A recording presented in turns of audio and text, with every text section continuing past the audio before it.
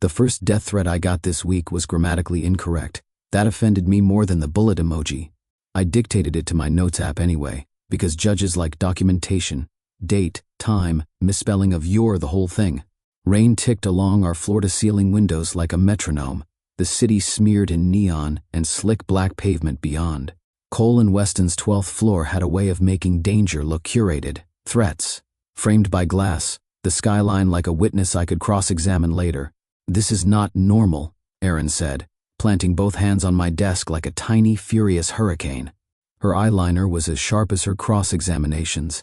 "3 weeks ago, you were arguing over non-disclosures. Now the Rowe family shell company shows up on your docket, and suddenly your inbox looks like a true crime podcast."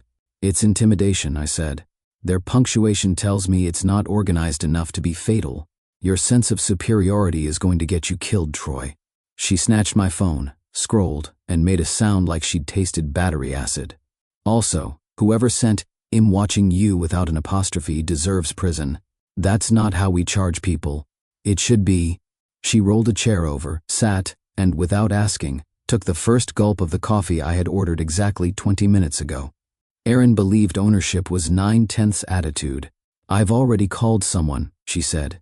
I paused, one hand hovering over a stack of motions. "Called? Someone?"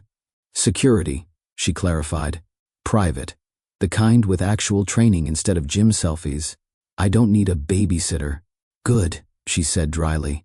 "I didn't hire one. I hired a wall with legs. You're on the Rowe case, Troy. They make people vanish. If you don't let someone watch your back, I'm going to glue a mirror to it." I sifted the threat through my rational sieve, the bizarre late-night tale on my car, the anonymous calls from numbers. That died as soon as I answered, the unfriendly sedan that had idled outside my building 2 nights in a row. All noise, easily argued down.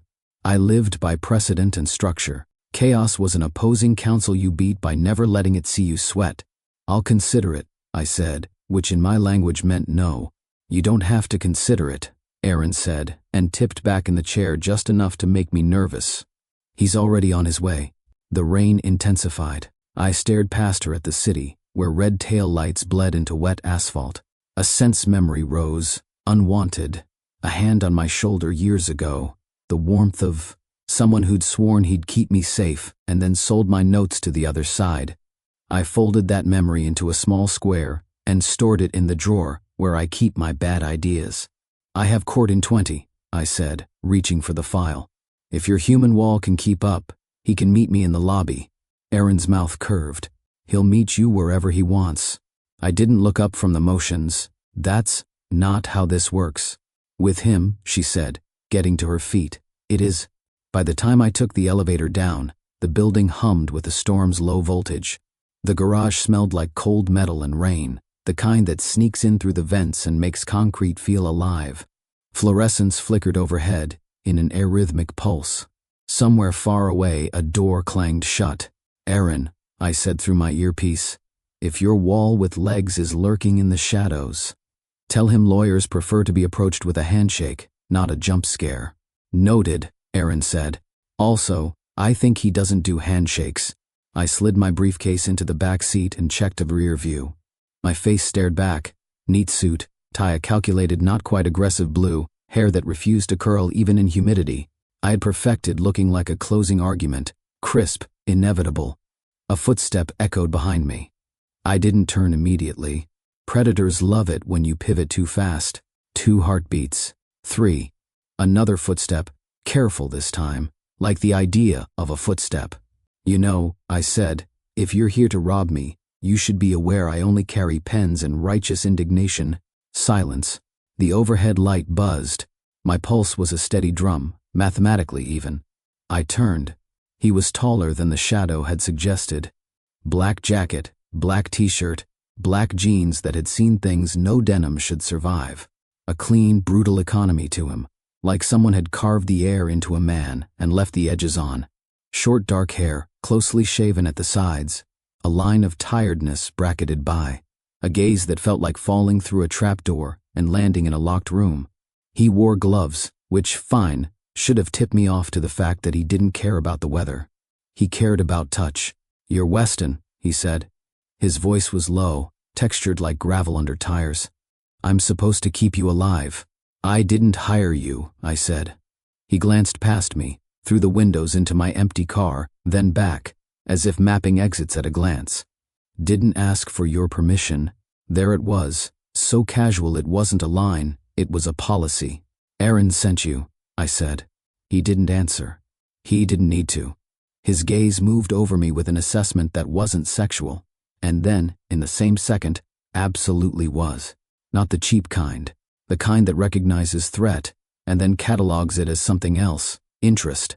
We're going to court, I said, already stepping around him. If you can keep up, congratulations. If you can't, don't get in my way.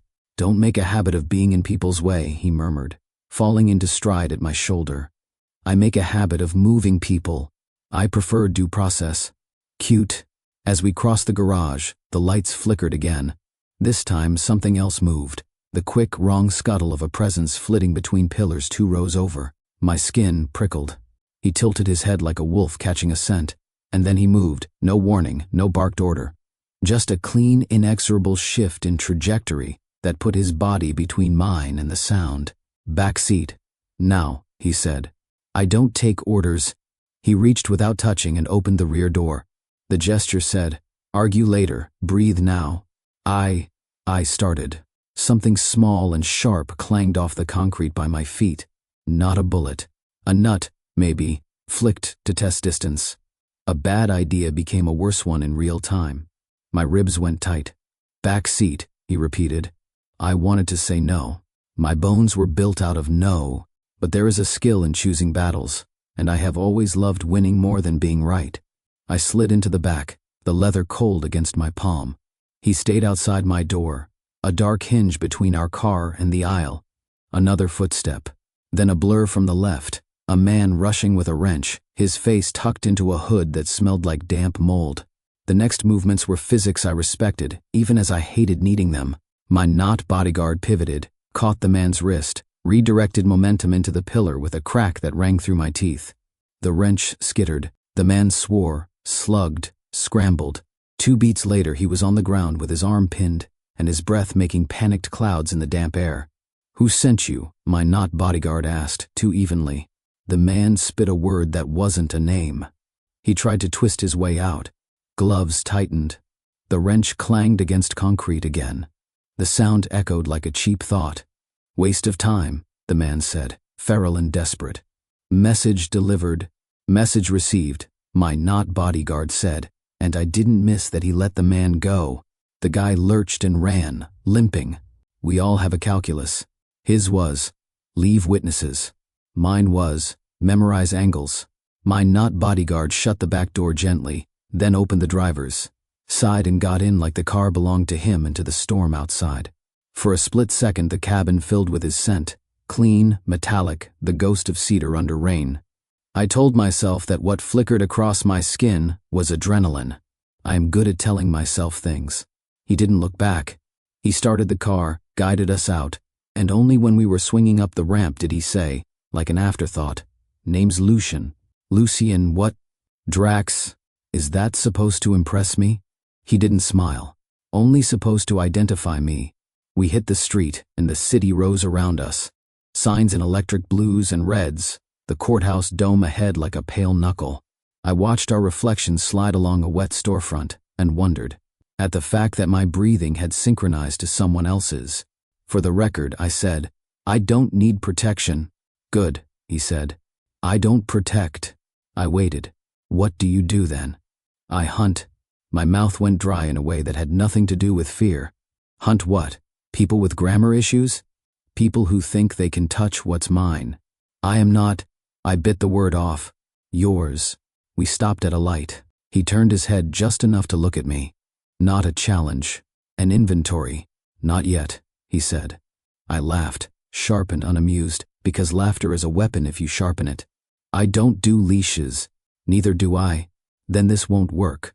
He watched the crosswalk number tick down. Then why are you still in the car? Because getting out would mean admitting the ground had shifted under me the moment he stepped from shadow to person. Because for one terrifying second in that garage, the air had tasted like a morning 15 years ago when I learned some wolves stand between you and danger without asking what you owe them. Because you have my schedule, I said, and I'm not missing emotion hearing because of your dramatic timing. The light changed. He drove. I checked the time, my pulse snapping back into professional cadence. Court. Facts. I healed myself with procedure and won with precision. That was the story I told my muscles when they wanted to shake. In front of the courthouse, he pulled up beside the steps. Rain glazed the marble, turned the world into a hallway of mirrors. Lucian killed the engine, then finally looked at me like a decision. You go inside. I'll sweep the garage. Is this the part where I thank you? No, he said. It's the part where you listen. I didn't move. I listened to judges. Try listening to staying alive. He stepped out before I could frame the retort. The door shut on a body that moved like gravity had decided to follow him instead of the other way around. I watched him cut through rain toward the ramp and felt something in my chest loosen against my will. I told myself it was relief. Then I told myself I didn't need relief. A lawyer's job is to be necessary to himself. I got out, tightened my coat, and took the courthouse steps two at a time, the rain slick and cold, the city focused to a fine point. Somewhere behind me, in a concrete echo chamber, a man named Lucian had decided I was alive on purpose. Inside, the lights were steady. The air smelled like old paper and arguments. I squared my shoulders, set my jaw, and slid into my day like a blade into its sheath. I didn't need saving. But the way he'd looked at me, like danger, yes, but also like a question I would eventually have to answer, stayed with me long after the rain. The courthouse had a talent for pretending it wasn't built to terrify. Frosted glass and light wells softened the edges. The echo of heels and low voices washed everything in legitimacy. I walked through the metal detector like I belonged to the building's bones and not to the story the tabloids were already writing about me. The guard nodded. I nodded back. Rituals. They make wolves and lawyers equally manageable. In courtroom 4B, the air smelled like wet wool and toner. Suits collected along the benches, their expressions carefully neutral. I filed motions, traded barbs with opposing counsel, and watched the judge's mouth flatten. When I said with respect before deliberately disrespecting his scheduling order, the Rowe family's front company sat 2 rows back with a representative whose tie cost more than my car. When I mentioned discovery abuse, he checked his watch like I'd inconvenienced his tea time. I lived for this. The perfect geometry of argument, the cut and click of logic locking a door only I had the key to. For an hour I forgot the garage, the wrench, the man who had opened my car door like a command. I forgot the way my breathing had matched his. I forgot that I had not forgotten. When court adjourned, opposing counsel crowded me at the rail to trade thin smiles and thicker threats. I was adjusting my cuff when I felt it, a weight of attention at the back of my neck, precise as a fingertip. Your shadow is here, Aaron murmured, gliding past to hand me a folder I didn't need. I thought he was off sweeping garages. Maybe garages got boring. Her mouth ticked. Try not to bait him.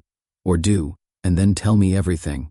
I didn't have to turn to know Lucian was in the doorway. The courtroom's chatter changed, the way water changes when a rock disturbs its surface. I tucked the folder under my arm and headed for the hall. He didn't step aside as I approached. He let the tide break against him and expected me to find my own current. The corridor light made his skin look like it had stored the storm from the garage and was radiating it back out. You finished disrespecting authority, he said, not a question. With respect, I said dryly, I will never be finished. We fell into stride, his shoulder close enough to warm the air against mine. The courthouse's glass spine looked out over the city. People became threads stitching the floors together. At the end of the hall, a knot of reporters turned as one. Lucian shifted half a step, the subtle move of a planet deciding to eclipse a sun. We're not sneaking out the back like criminals, I said. We're walking out the front like targets, he replied. Pick your fantasy. I picked mine. The fantasy where I do my job without being herded.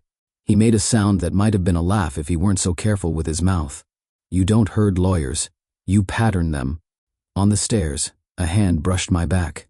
I felt the pressure through wool and lining. Not a claim, a calibration. I kept my spine straight, and my pace even. 2 cameras flashed. 2 reporters called my name. Lucian's body blocked 80% of their angles, because geometry is democratic that way. Outside, rain had graduated from mist to needles. We reached the curb. A sedan pulled up that I recognized as ours only by the way Lucian's hand found the handle without looking. He opened the rear door. I slid inside, because I like winning, and sometimes winning looks like choosing the battle you don't want to fight. The car smelled like leather, coffee, and the cold note of steel. He got in up front. Aaron's voice crackled in my ear. Well, did he pass? He enjoys intimidation too much, I said. From the driver's seat, without turning, he answered, only when it works. Aaron snorted. I like him. We're returning to the office, I said, ignoring both of them. I have depositions. Lucian merged into traffic with a patience that made my teeth itch. The city slid by in blacks and electric colors. The windshield wipers traced a slow metronome across the afternoon. You always leave court with your tie that tight, he said casually. I touched my throat. Is this a note on style? It's a note on circulation. You're concerned for my blood flow. I'm concerned for your ability to run. I looked at his reflection in the rear view. You planning to chase me? Only if you make me. We let that sit in the air, like an accusation neither of us would object to. My phone vibrated. A text from an unknown number. TikTok, counselor. No punctuation. Of course. Block it, Lucian said. You reading over my shoulder? Reading your face. I wasn't aware it was legible. It is when you're bored. I'm not bored. You're insulted. By whom?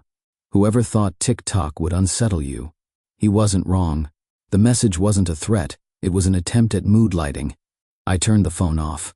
I watched the city smear. Halfway to the office, the car lurched slightly as Lucian braked early. He reached over, adjusting the passenger mirror with 2 fingers, then, without warning, reached back and tugged my seatbelt where it crossed my chest, settling it an inch lower. I froze. The pressure lasted the length of a heartbeat. He released the strap and returned his hand to the wheel like nothing had happened. You could ask, I said, voice even. You could tell me to stop. I just did. That wasn't definitive. If you're waiting for me to say please, I'm waiting for you to decide if you want to live. Dramatic, I said, because if you're going to be in a car with a man who moves, like a storm wearing a human suit, you should at least keep your tone dry. We took a left. Traffic opened like a favor. He didn't fill the space with talk. He filled it with presence. Some people live large and leave you less. He had the opposite effect. His nearness made the rest of the world show its outlines. At the office, Erin met me at the elevator with a stack of exhibits and a look that said she had opinions she was saving for later. Lucian peeled off to take a look around, which apparently meant walking the perimeter with the intent of a man memorizing a confession. Depositions held until 5. Language stacked on language until I could feel the weight of it in my joints. When the last witness left, the building felt too quiet, like a theater. After the audience goes home, and the set remembers it is wood and paint. Go, Erin said, slinging her bag over her shoulder. Sleep, or whatever you do when you're not terrorizing criminals with adverbs. I'm staying to review transcripts. Of course you are. She flicked her gaze toward the window. Your hunter is still here. Try not to provoke him into kidnapping you for your own good. I don't get kidnapped. Everyone says that right before they get dramatically carried away. She left. The office hummed with air vents and the occasional elevator ding. Outside, the storm rehearsed another act. I loosened my tie by an unrepentant fraction of an inch and bent over the transcripts. At 7:43, the lights flickered. Once. Twice. I looked up. The city across the glass shuddered and blinked like a tired eye. I stood, old instincts aligning themselves with new information. Lucian? I called because I dislike surprises even when I can predict them. Second floor, his voice came back, muted by distance. Stay where you are. I considered ignoring him, then decided I preferred living. I walked toward the door, and that's when the first crash came from the hallway. Metal against metal, not polite. I stepped back just as the knob jerked, resisted, and gave. The door slammed open. A shape shouldered through, hood up, mask on, the universal uniform of men who watch too many movies. He had a baton and a confidence problem. Office is closed, I said, because sometimes sarcasm is a wedge you hammer between your fear and your throat. He swung. I moved. He was too close. The baton clipped the edge of my desk and skittered off papers. He lunged again, and this time I stepped into the angle the way my boxing trainer had taught me 6 years ago when I needed a way to out-argue my body. His shoulder met my forearm. I heard his breath punch out. He didn't fall. He recovered fast. The baton came up. The doorway filled with a different storm. Lucian didn't shout. He didn't warn. He inserted himself into the geometry at a speed my eyes adjusted to after my body did. His hand caught the baton. His knee displaced the attacker's stance. Torque did the rest. The baton went one way. The man went the other.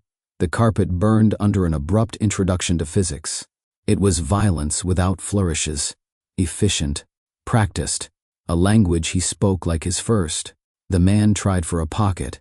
Lucian stepped on his wrist, not hard, just decisive. Not tonight, he said, as if denying a bar tab. I swallowed, the taste of copper high on my tongue. He alone? Front stair, Lucian answered. 2 more. They're rethinking. True to prediction, footsteps retreated. A door banged. In the sudden quiet, the office looked like a photograph taken just before a glass falls over. Lucian crouched, frisked the man, found a phone, a cheap knife, and a slip of paper with my last name spelled correctly and underlined twice. He held my gaze as he bent the phone until it cracked. He wasn't showing off. He was telling the room a story about consequences. Call it in? I asked.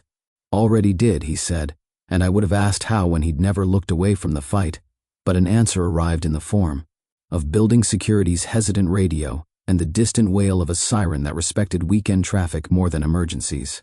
We stood there with a criminal breathing on our carpet like an apology. My heartbeat slowed into a sensible rhythm. I checked my sleeves for blood because it's hard to explain stains to juries. Why take the job if you don't care? I asked finally. It came out cooler than it felt. No offense, but you don't strike me as a good Samaritan. He straightened. Those tired bright eyes tracked me the way a hunter tracks wind. Because your name showed up on a list, he said. And your scent didn't. I blinked. My scent. He didn't fidget, didn't soften. Most Omegas mark the air when they're scared or angry. You don't. You cut through it. A faint crease touched his mouth, like he was trying on a word he hadn't used in years. Clean, metallic, like rain before it hits concrete. I stared at him. I did not think about the way the garage had smelled. I did not think about the way my body had responded despite my contempt for biology as narrative. I'm not, I began, then stopped. I am many things, and obvious is not one of them. I'm not interested in being categorized, not trying to, he said. Trying to keep you breathing.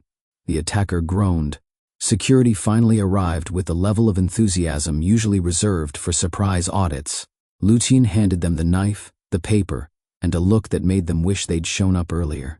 We gave statements that contained more air than truth, because there are times when telling the whole story is just an invitation. When they left with the limp figure between them, my office exhaled. Lucian picked up my tie from where it had fallen across the desk lamp's base. He held it out between 2 gloved fingers. You fight? He asked. Enough to remind myself, I'm not made of paper. He nodded once. Approval. Or acknowledgement.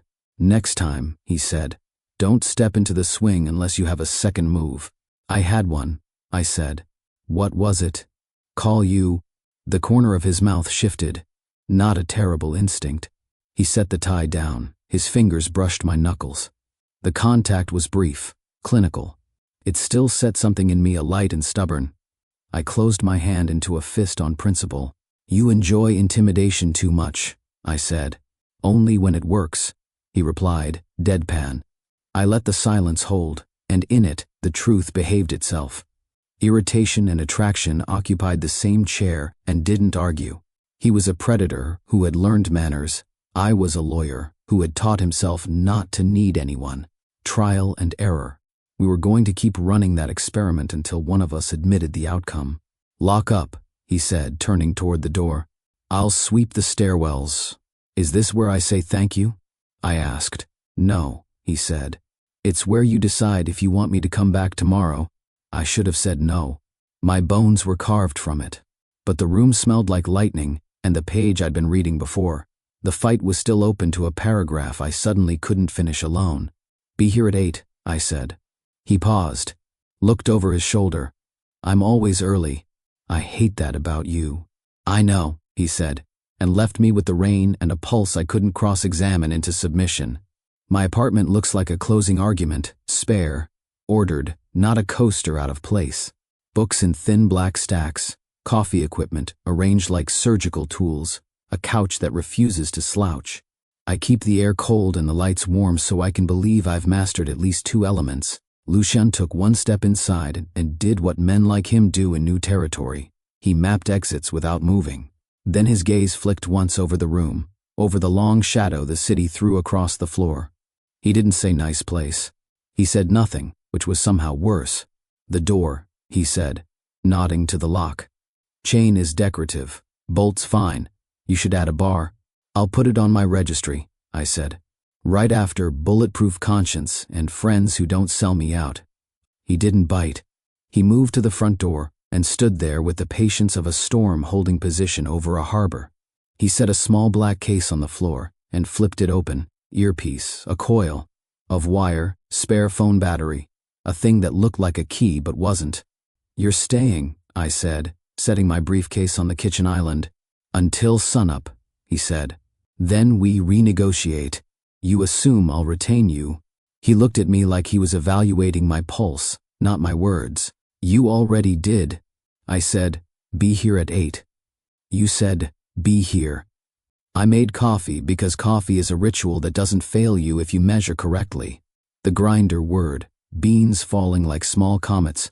The smell curled into the quiet, bitter, clean, honest. He watched without comment, and I felt observed on a level below skin. I poured 2 cups. He didn't reach for his. You don't drink caffeine on nights you're working, I guessed. I drink later, he said. When my hands don't need to be still. I took a sip that scalded the roof of my mouth just enough to make me feel located in my body. I went to the window and slid it open. Night air shouldered in, wet concrete, far off basil from someone's kitchen, a thread of smoke. The city below was a spill of neon veins. A cab honked like a joke.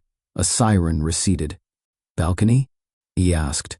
Through the bedroom, I said, before thinking about what that sounded like. He didn't smirk. We'll keep the door open, he said. If anyone comes up the fire stairs, I want the sound. We crossed a corridor of shadow into my bedroom, which is as minimal as the rest but honest about it. White duvet, steel lamp, a plant I kept alive by sending it calendar invites to drink water. The glass door to the balcony was cold under my hand. Outside, wind lifted the edge of the night like a curtain. I leaned my elbows on the railing, letting rain-ghosted air cool my face. Behind me, I could feel Lucian take up space like a language I barely understood. The building across the alley wore 100 lives in 100 windows, TV blues, a desk lamp gold, a single shadow moving in a kitchen as if practicing a monologue. Long day, he said. Aren't they all? I said. You like them long? I like them decisive. He came to stand near the door, not beside me, a geometry that gave me air and took control. He scanned the alley, then my street, then the roofs. His breath was steady enough to set a tempo I resented sinking to. You didn't call an old friend, he said after a moment. When it got bad. I don't have old friends, I said. Only former liabilities. His gaze slid to me and away again. That why you keep your books in color order? They're in argument order, actually. I sipped. Color is a bonus. A silence stretched, almost comfortable. The city's hum came up through the soles of my feet. He shifted, and I felt it in my ribs before I saw it. When I'm angry, he said, voice quiet, you stiffen. When I calm down, you breathe. Like we're in sync. We're not, I said. You sure? I set my cup down on the concrete ledge because my fingers needed something to not do. You're projecting a pattern onto coincidence. Maybe. He touched the edge of the door with 2 knuckles, like testing a temperature. But it's not coincidence that you go very still right before the elevator dings, or that you ease when I stop thinking about the garage. I don't ease. You do, he said simply. I turned back to the alley, to the river of light moving where streets knotted into each other. Don't mistake observation for intimacy, I said. Don't mistake intimacy for weakness. Wind brushed my shirt against my skin, and I became annoyingly aware of my heartbeat. The part of me that reads depositions for a living cataloged the data since the office break-in. My shoulders had found my ears. Since he said sunup, they'd fallen half an inch. You ever think, I said, that your confidence is a liability? All the time, he said. Then I back it up. I should have been annoyed. Instead, the corner of my mouth betrayed me. Congratulations on your consistent brand. His phone vibrated. He checked the screen and went momentarily still. It was a stillness that had weight to it, like a bridge taking the stress of a truck. He put the phone away. Problem? I asked. Vance, he said. Cold worked its way under my ribs. You know that name because he texted you 11 times last year from 2 a.m. to 4 a.m. and then stopped, Lucian said. And because he's the prosecutor on your row case. He asked to meet. Asked you? Us, Lucian said. He doesn't get to choose plural. You do, he said. Are we going? In the glass, my face looked like a man who had trained himself not to flinch. I finished my coffee. The taste turned metallic in my mouth. Public place, I said. And I lead? Of course you do. We picked a cafe 3 blocks away because it had too much glass and too many cameras. The night had thinned into a fine mist. The air tasted like promises I didn't intend to believe. On the walk over, Lucian was close enough to read my stride, but far enough to give me the illusion of autonomy. Sometimes illusions are generous. Vance was already at a corner table, palms flat on the wood, posture rehearsed. He looked like he always looks. Neat jawline, suit in a color that wants to be called. Slate, tie chosen by a consultant who uses the word timeless without irony. He smiled a smile that had been vetted by 3 mirrors. Troy, he said, standing. Vance, I said, not offering my hand. His eyes slid over my shoulder to Lucian and sharpened. Private security? Novel concept, I said. Security? Is this necessary? Apparently, I said, and sat. Lucian stayed standing for a second, just long enough to make Vance adjust his stance, and then took the chair beside me, angling himself to watch both the door and the espresso machine. Troy, I wanted to talk before tomorrow's hearing, Vance said. Off the record. My favorite kind of record, I said. What is it you can't say in a courtroom with all that comforting oath-taking? He flinched, minutely. You're in danger. I'm a lawyer in a city that romanticizes knives, I said. I assumed.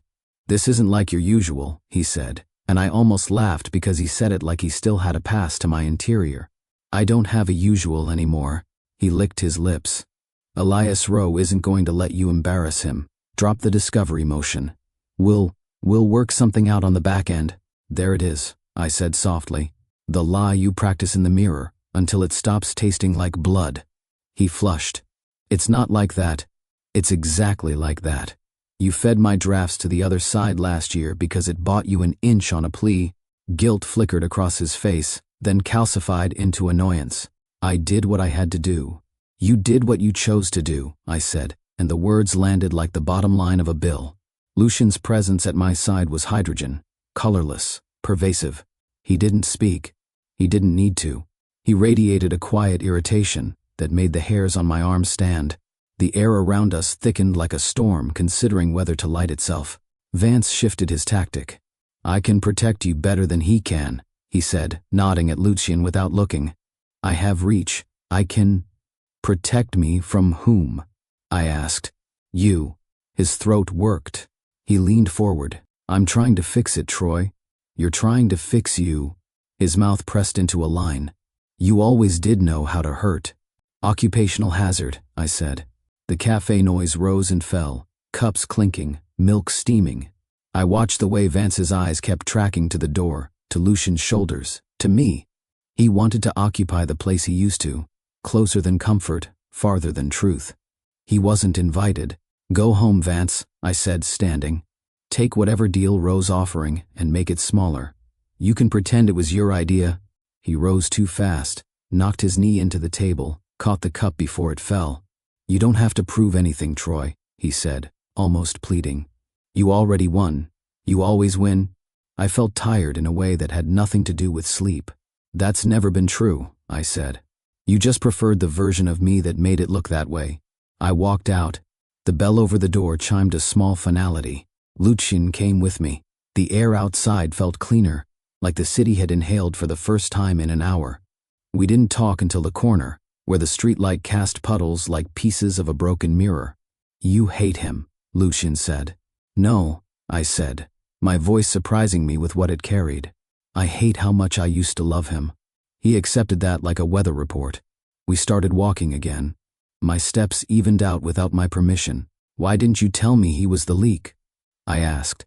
I didn't have proof until he asked to meet, Lucian said. I make it a rule not to accuse without leverage.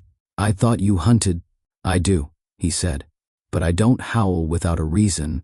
We reached my building without being followed. Still, he scanned the corners, the stairwell, window, the angles where danger likes to lean when it thinks it's being subtle.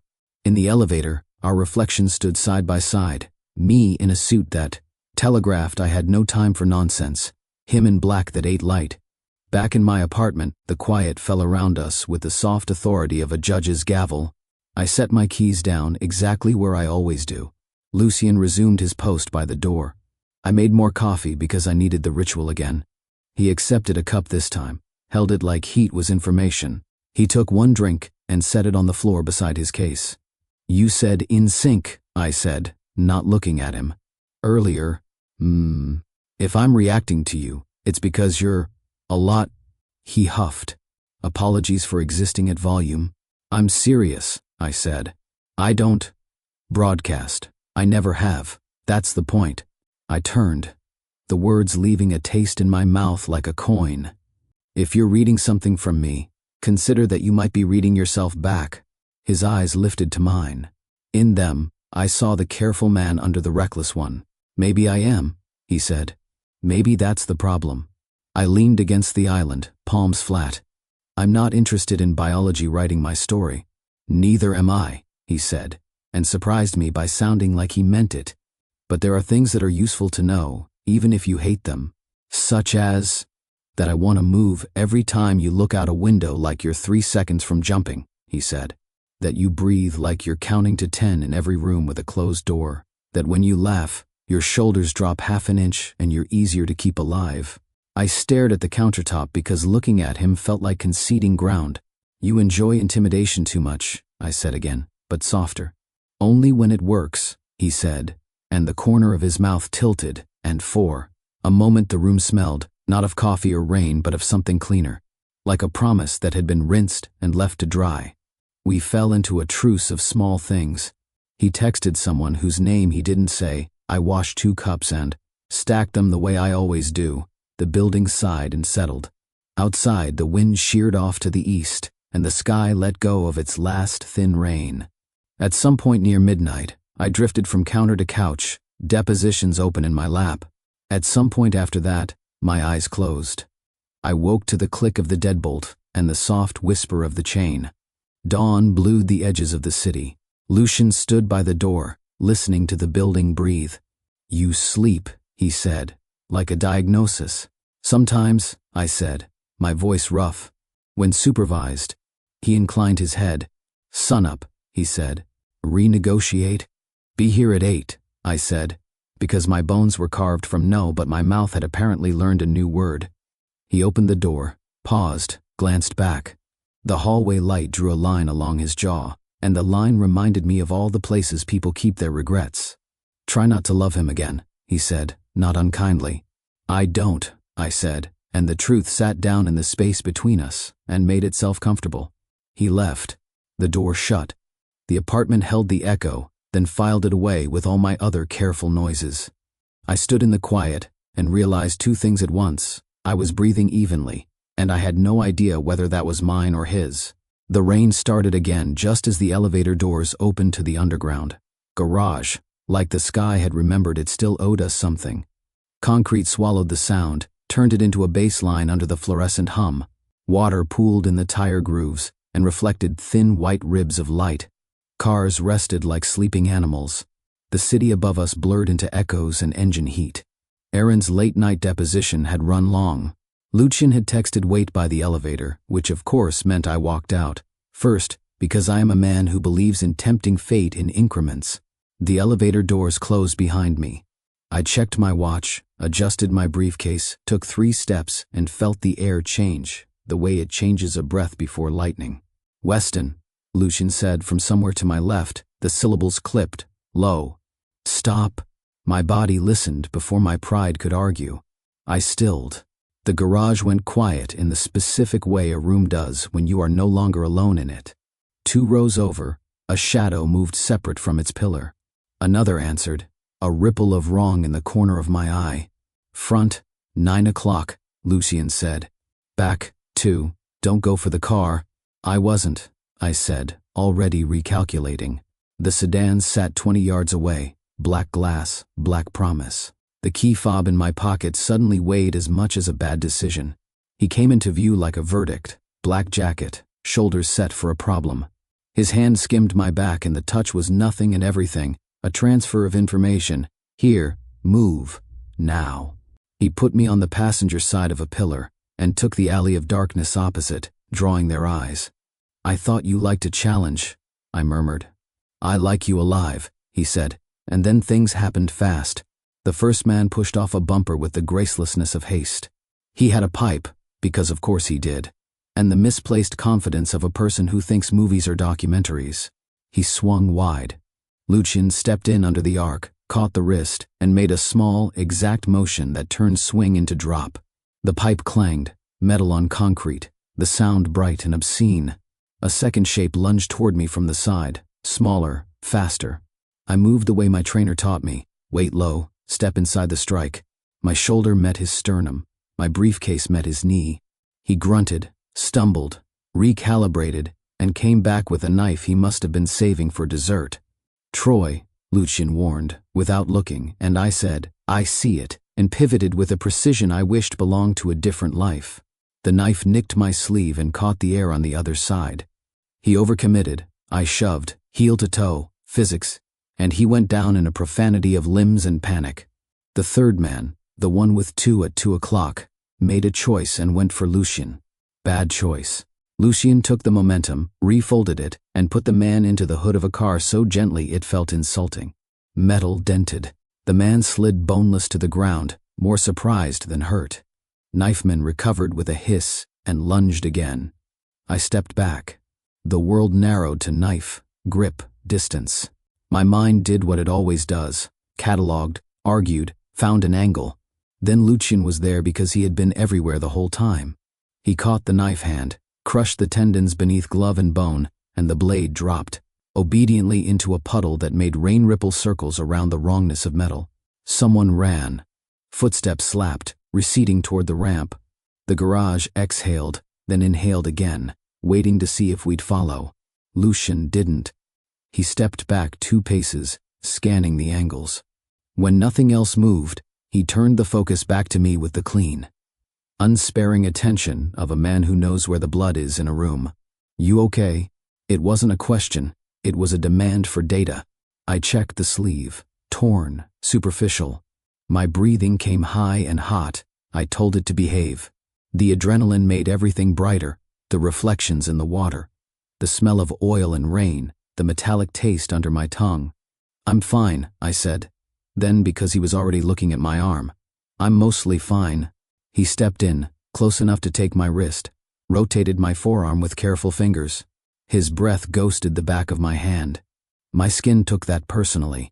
"I've had worse," I said. "I know," he said, which would have been annoying if it didn't land like a fact that had nothing to do with scars. The nearest man on the ground moaned.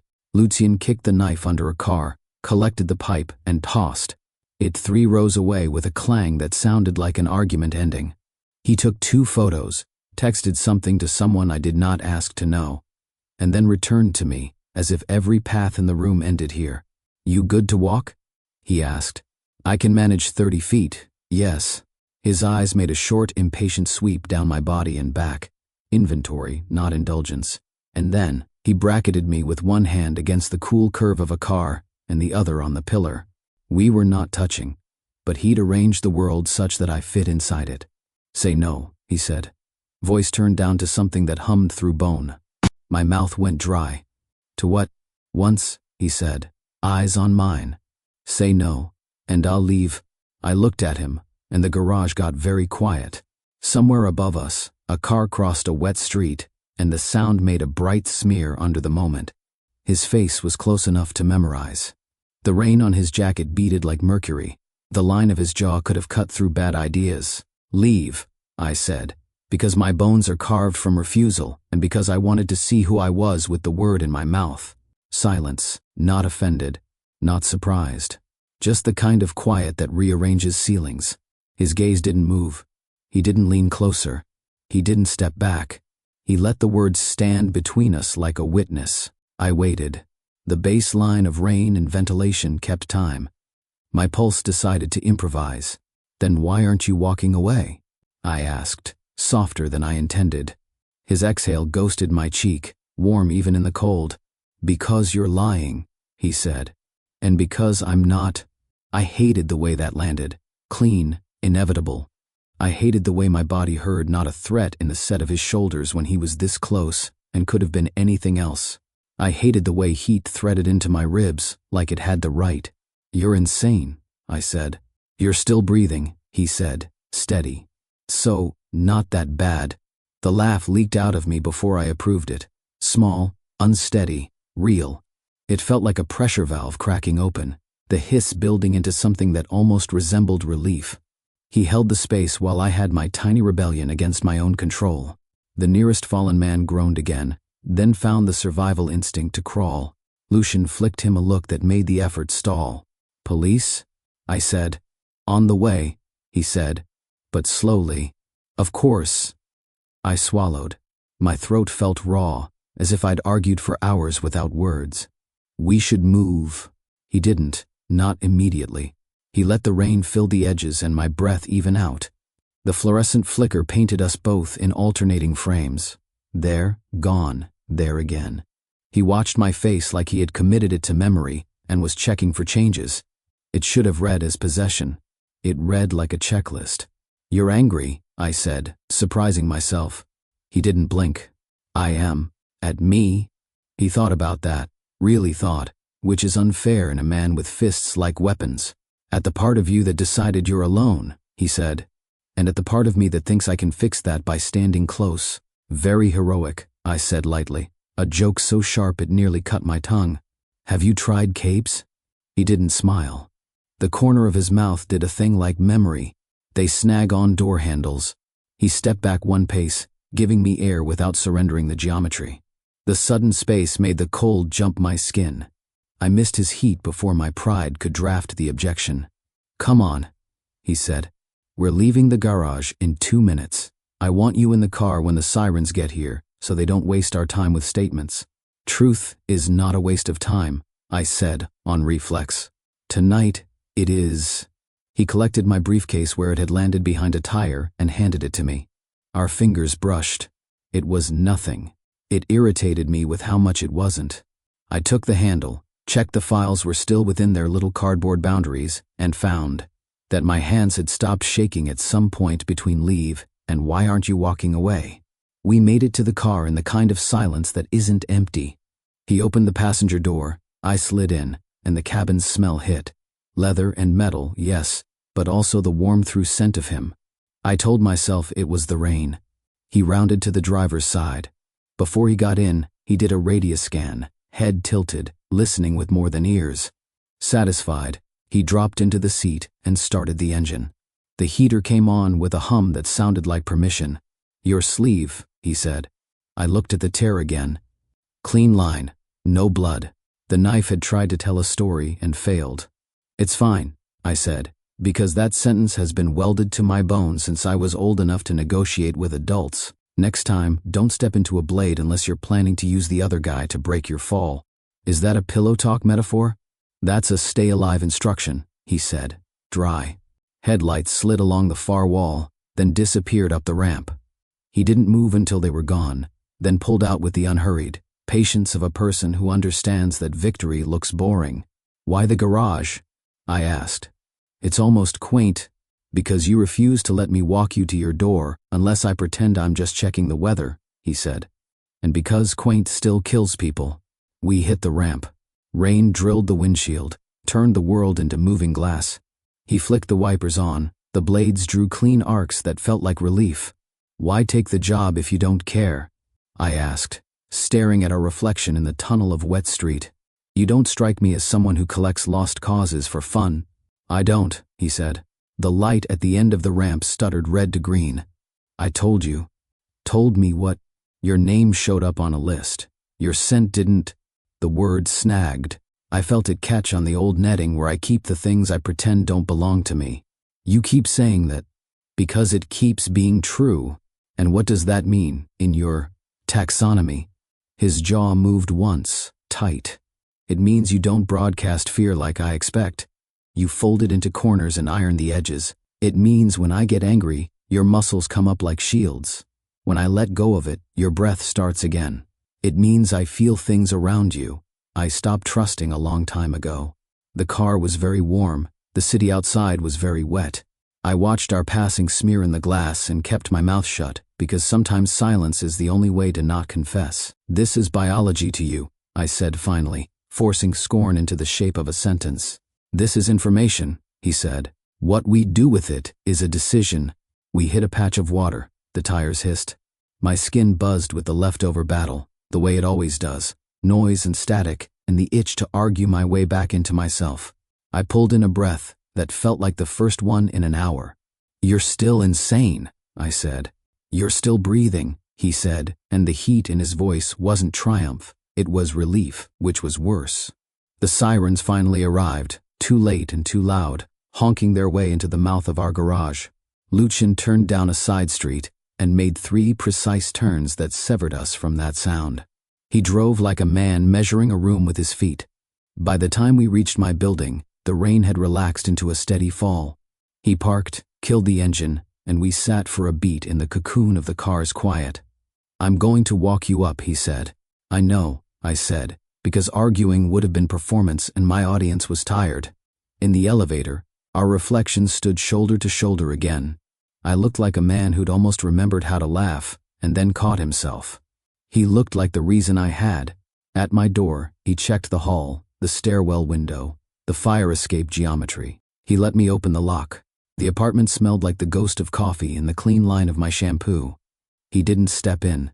He leaned a shoulder to the doorframe, hands in his jacket pockets, eyes on me in a way that left no bruises and no room. Say no, he said again, quiet. For real this time. I could have. I knew the weight of that word. I'd trained with it. I could throw it like a knife. I thought about the garage, the pipe, the softness of my laugh when I didn't plan to have one. I thought about the way I hated this and wanted it, and how both truths could sit in me without tearing the furniture. Be here at 8, I said. He nodded once, like we'd concluded a contract neither of us liked the terms of, and both of us intended to honor. He pushed off the frame. Try not to pick fights with knives, he said. Try not to be a knife, I said. He almost smiled. Trial and error. Say no to cliches, I said. Not tonight, he answered, and the hallway swallowed him, and I shut. The door on a pulse that refused to be cross-examined into stillness. The office looked different after midnight. Daylight made the glass look honest. Darkness made it look like a mirror that might lie if you asked the wrong question. The city pressed its neon forehead against our windows and fogged the pain. The building's vents sang their low, bureaucratic lullaby. Erin dumped a stack of exhibits on my desk and sat on the corner like she owned the furniture. You look like a man arguing with air, she said. Air's losing, I said, and flipped through a transcript until the words stopped swimming. Her eyes flicked to the hall. Where's your hunter? Doing predator inventory, I said. Counting exits, whispering sweet nothings to the fire code. Cute. Her mouth tugged into a smirk that didn't survive her next breath. You know I was joking when I said glue a mirror to your back, right? I didn't mean invite the mirror to move in. You hiring him was not a joke. Neither is you being alive, she said, as if the equations were simple. My phone buzzed. Unknown number. I can protect you better than he can. No punctuation. Of course. The screen reflected a thin version of my face, Neat, controlled, tired under the eyes. Spam? Aaron asked. X, I said. She whistled softly. Well, that explains the jawline. It explains nothing, I said, and put the phone face down like I could trap the words beneath it. The elevator dinged. A moment later, Lucian filled the doorway with the quiet kind of urgency that makes furniture stand straighter. We have a leak, he said, without preamble. Aaron's eyebrows arched. In the pipes or the people? Someone fed your schedule to the wrong ears. Twice. He looked at me. The men in the garage weren't improvising. They had your hours. Aaron's spine stiffened. You think I think someone close, he said. You or security, or a paralegal with a gambling habit. I'll figure out who. You can start by not accusing the woman who hired you to keep his bones unbroken, she snapped. He didn't flinch. I'm accusing the proximity, not the person. Proximity is people, Aaron said. And people hear things. Exactly, he said. Too level. His gaze slid to me. You need to leave now. We go to a secondary location. No patterns. I have a call with opposing counsel in 20 minutes, I said. You have a habit of dying on principle. Try not to kink shame, I said. Aaron sighed and hopped off the desk. Play nice, boys. I will go interrogate the interns about their sudden interest in organized crime. If I find a leak, I'll put a cork in it. Don't confront anyone alone, Lucian said. I carry a stapler, she said. Staples don't stop men with knives. You'd be surprised, she said, and left before either of us could argue. Lucian closed the door and turned the blinds to half closed, shading the office into a thin twilight. The city's neon smudged our edges. He stood on the far side of the desk like a closing argument I hadn't planned to make. Vance texted me, I said. He says he can protect me better than you. His mouth didn't move. His eyes did, briefly, a flint spark, and gone. Of course he did. You knew he would. I know men who mistake possession for protection, he said. He's fluent. I tapped my phone with one finger. You think he's the leak? I think he's a leak, Lucian said. And I think he's about to prove it. How? He asked you to meet him tonight, didn't he? I blinked. He didn't. My phone buzzed again. Corner of 12th and Bracken. Off the record. 2 blocks from the river. Too much empty. Lucian's expression didn't change. There it is. I won't go, I said reflexively. You will, he said, just as reflexive. Because you like to cut through noise with knives. I like to win. Same. Different jacket. I stood. He won't talk if you're there. I'll be there anyway. If he sees you. I'm not asking him, he said. I'm protecting you. Anger rose so fast it tasted like copper. You don't get to make my decisions because you can break wrists. And you don't get to die because you can make speeches, he said, the edge under the calm finally showing. We do this my way, or we don't do it. I laughed once, short and wrong. We? I must have missed the oath. You hired me, he said. Aaron hired you. You kept me, he said, and somehow, that landed. Silence sat between us like a third person. Outside, a siren drew a neon line down the block and erased itself. I said the part that hurt. You used me as bait. He didn't deny it. You wanted to fight your war alone, he said, not unkind. I just let you try. The words hit the soft part. I refused to show anyone. I felt the flush and hated it, felt the truth and hated that more. I pushed back anyway. You don't get to decide the terms of my life. I'm deciding the conditions of your survival, he said. Temporarily. I stared at him until the room sharpened. Temporarily, I echoed. Good. Because, after tonight. I know, he said. No you don't, I said, a blade sharpened by old betrayals.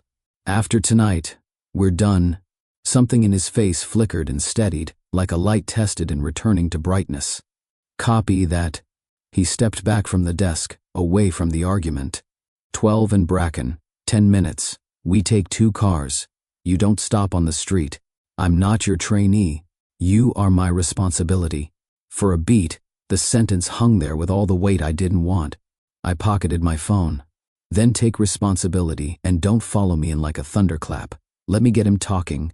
I'll take the roofline, he said, as if we'd just agreed, and my anger. Blew out in a soundless laugh because he was impossible, and I was worse.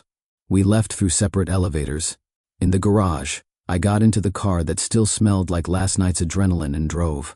A route that made no sense unless you've ever tried to shake a tail only you can see. Rain started again, polite, then insistent. The river took the light and made it weapon and path. Bracken Street was a row of skeletal warehouses, pretending they hadn't been bought by developers with glossy dreams. One building still wore the bones of a sign, Hadley Textiles, the letters ghosted, the promise expired. Vance had chosen a shadow that thought it was a room. I parked 2 blocks over and walked the last steps with my hands open and my jaw shut. He waited under the lip of a loading dock, hands in pockets, trying for casual and landing on nervous. When he saw me alone, his shoulders dropped the width of a lie. "Troy," he said. "Don't," I said. He swallowed. "I thought you might bring security?" I said, and let the word slice. He's allergic to men who send threats like they're flirting. His mouth twisted. "I didn't." "You did," I said. "But you also did worse, so let's skip the minor counts. Why are we here?" He stepped closer, rain jeweling his hair. "You're in over your head. Elias isn't just going to ruin you, he's going to erase you. Drop your motion. Plead out the small fish. Let the big one go." It wasn't even seductive. It was tired. "You're feeding me the line he gave you," I said. "Does he pay extra if I say thank you?" His eyes hardened. "I'm trying to keep you alive. By selling me out." Again, "It wasn't like that." "It's exactly like that," I said quietly, and watched him flinch because cross-examination is just truth made surgical.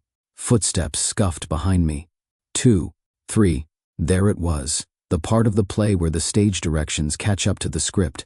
I didn't turn. I saw it in Vance's eyes, the way guilt always knows when help arrives.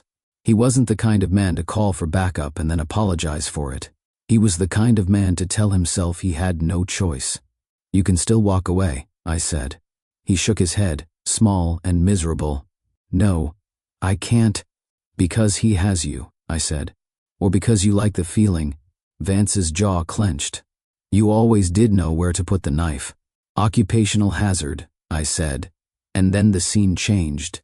Men moved from the shadows in that too sure way of people who believe nobody is waiting for them on the roof. Hands, one on my shoulder, another catching my wrist. I shifted into the stance my trainer carved into me. Quick weight, low center. But there were 3, and then 4, and a 5th voice telling someone, to be gentle, he's valuable, and then a hood, a sweet, chemical cloth. A string of bright lights popping in my vision like bad confession. Lucian, I thought, and then I didn't think that, because I was a man who does not count on rescue. The world narrowed to damp fabric and the press of a zip tie nicking my skin. They moved me like inventory, efficient, practiced, bored. I caught, in one running frame, the shape of Vance's face as he turned away. Not triumph, not regret, something emptier. It would have been kinder if he'd smiled. They dragged me up and into a van, and the smell inside was old cardboard, oil, the faint echo of oranges. Hands searched, found my phone, my keys. The van's doors shut, and the rain went far away. No one hit me. No one spoke. It was almost polite. The ropes bit in.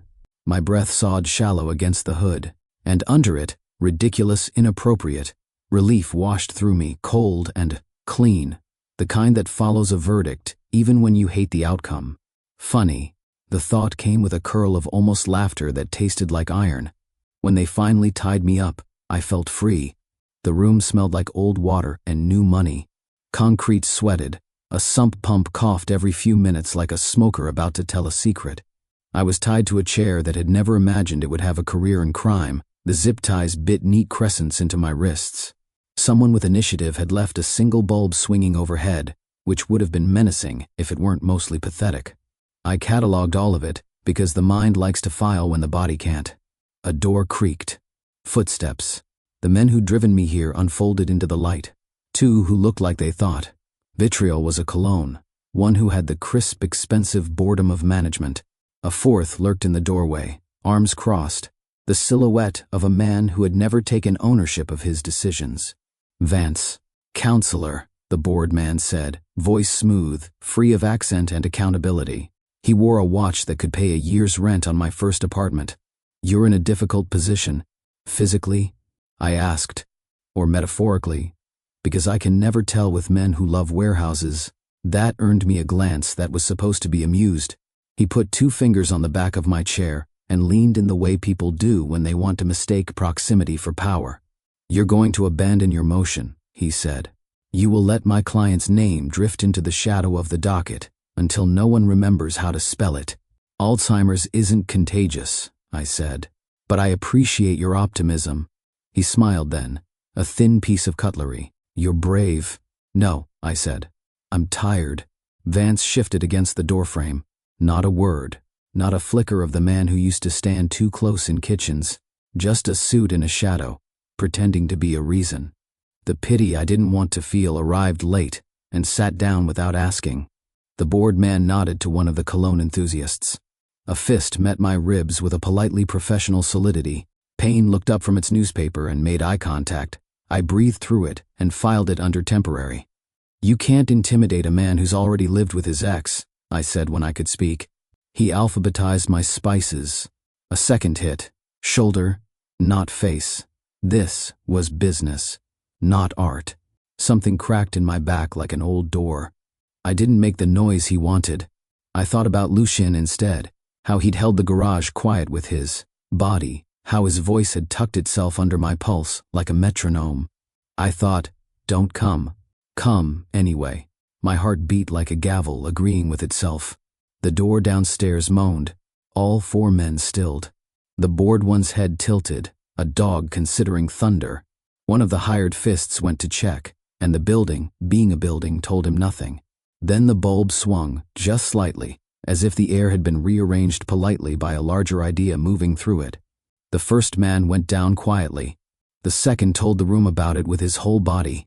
The bored man turned toward the sound right, as something black and inevitable entered his peripheral vision. Lucian arrived the way a conclusion does when you've been arguing too long, not loud, not showy, just incontrovertible. He put one man into a wall with a sound that made my teeth ache, and took the other's legs out at the hinge. Efficient. Kind, almost, in that awful way competence is kind. Vance stepped forward, hands up, intention fragmenting across his face like light through broken glass. Wait, he said, and then remembered who he was and made it colder. You can't. You first, Lucian said, voice flat as a sheet of rain, and the knife Vance hadn't. Realized he was holding clattered to the floor like the end of a sentence. The bored man made a choice I would have bet against. He lunged at me, hand for my throat, hoping to force a bargaining chip. Lucian chose differently. He moved between us, caught the man's wrist, and turned the intention back on its owner, laying him down on the concrete as if tucking him into a bad dream. An elbow. A breath. The man stopped calculating. Silence found the room. The sump pump cleared its throat. Lucian looked at me last, which was somehow worse than if he'd looked at me first.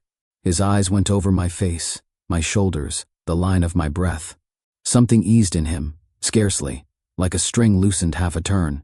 You're late, I said, because if you don't laugh, the gravity wins. Traffic, he said, and that almost smile lived at one corner of his mouth like a dangerous animal that could be domesticated if you knew all the right words. He cut the ties.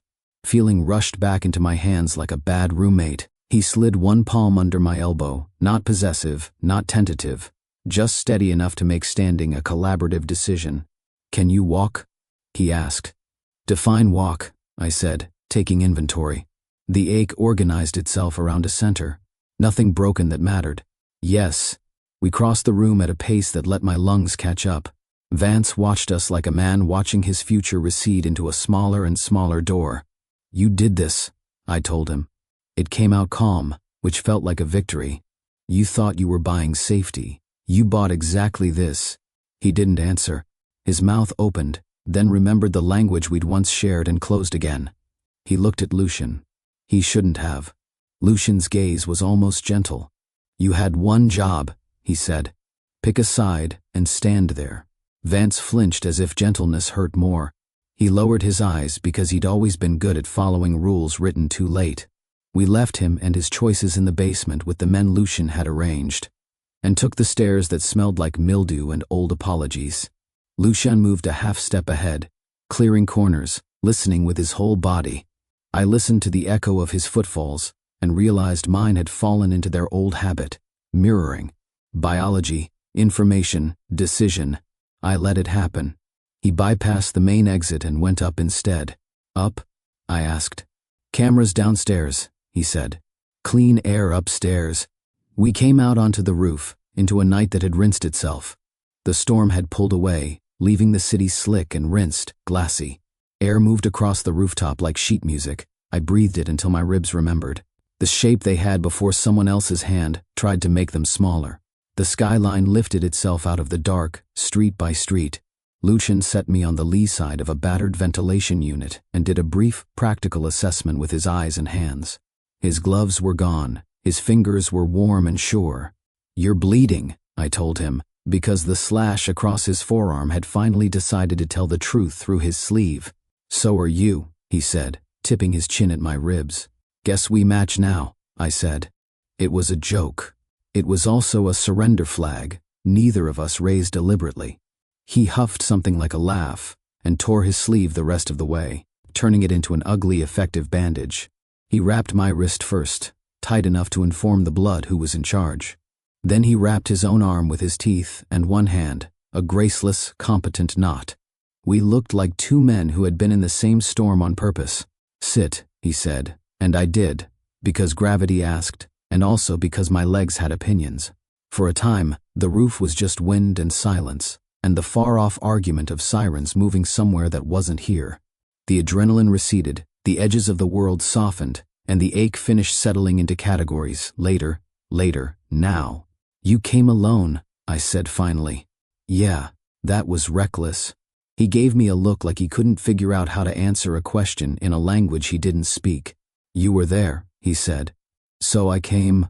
His logic annoyed me with how simple it was. It also rearranged a piece of furniture in my chest I'd been living around for years.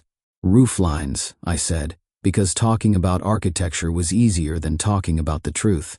Really? You wanted to lead, he said. I let you. From higher ground, you let me? I echoed, too fast. He took it, unflinching. You wanted your war to be yours. I wanted you alive to win it. I looked at the edge of the roof, where rain had pooled and now reflected a crescent of the recovering sky.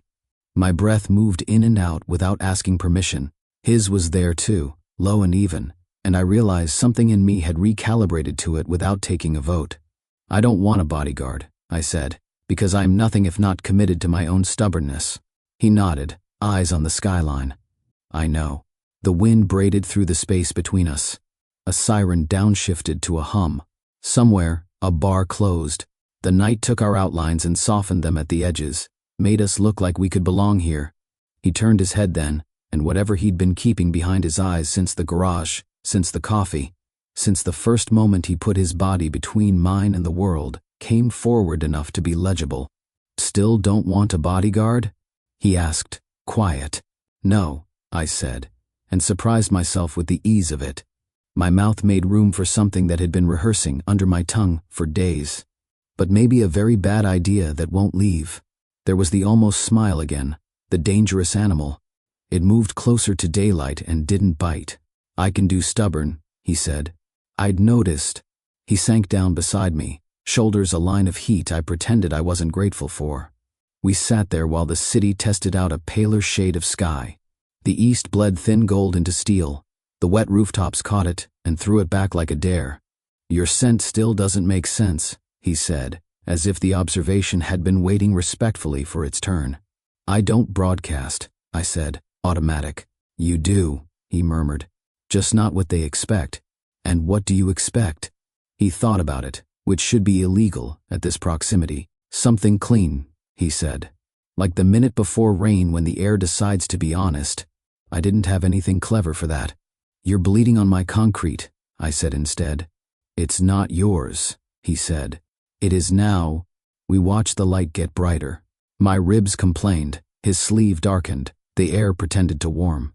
Relief came in quiet waves, the kind that doesn't announce itself. It felt like survival does when you're too tired to celebrate properly. The door to the stairwell banged open. Aaron stepped onto the roof in a coat, the color of a legal pad, and hair that had decided humidity was a suggestion. She took in the scene: one bleeding alpha, one bruised omega, two bad bandages, a city playing nice with itself, and closed her eyes like she'd walked into a punchline she should have seen coming. "Unbelievable," she said, hands on hips. "I give you one psychopath, and you fall in love." "Language," I said weakly. "Accuracy," she shot back, then looked at Lucian. "You. Thank you for not dying on my time. If either of you leaks on my shoes, I'm billing you." "Understood," Lucian said, more respectful to Aaron than I had ever heard him be to a living creature. She handed me a bottle of water and a granola bar like a mother raccoon. "Ambulance is on its way," she said. "I called in a favor with a cop who owes me 3. Vance is surrendering his dignity downstairs, and possibly his bar license tomorrow. I brought a change of shirt for you, Troy, because blood is a weak rhetorical device." "Good morning to you too," I said. The water tasted like something that could be trusted. Aaron squinted at the horizon. "Sunrise. How poetic." "Okay, lovebirds.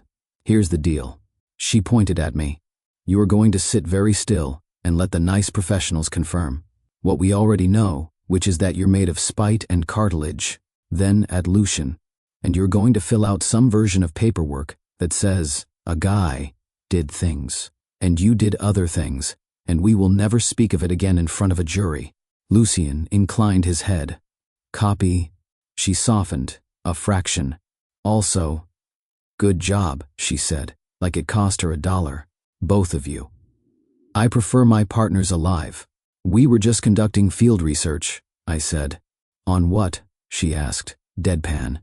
"Bad ideas that don't leave," I said. Aaron rolled her eyes so hard I heard it. "Be gross on your own time."